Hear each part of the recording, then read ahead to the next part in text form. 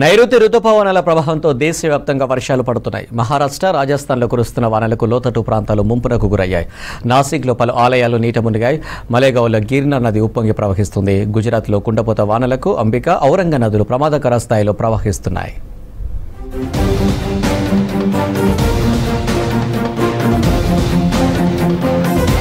దేశవ్యాప్తంగా నైరుతి రుతుపవనాల ప్రభావంతో విస్తారంగా వర్షాలు కురుస్తున్నాయి. మహారాష్ట్రలో గోదావరి నది పరివాహక ప్రాంతంలో కురుస్తున్న వానలకు వాగులు, వంకలు ఉధృతంగా ప్రవహిస్తున్నాయి. నాసిక్లోని పలు ఆలయాలు నీట మునిగాయి. ముంబై, పూణే, మాలేగావ్ సహా పలు ప్రాంతాల్లో లోతట్టు ప్రాంతాల్లోకి వరద నీరు చేరింది. మాలేగావ్లో గిర్నా నదిలో ఒక్కసారిగా ప్రవాహం పెరగడంతో 15 మంది మత్స్యకారులు నదిలో చిక్కుకుపోయారు. దీంతో ఆర్మీ హెలికాప్టర్ సాయంతో రక్షించారు అధికారులు.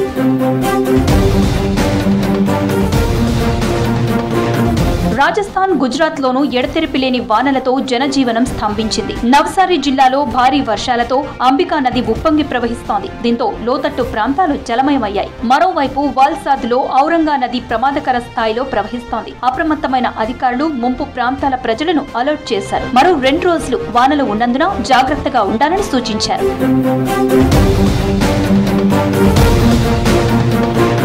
కేరళలోని వాయనాడ్లో రెస్క్యూ ఆపరేషన్లు కొనసాగుతున్నాయి. సహాయక చర్యలు కొనసాగుతున్న కొద్దీ మృతదేహాలు బయటపడుతారు అధికారులు, స్థానికులు.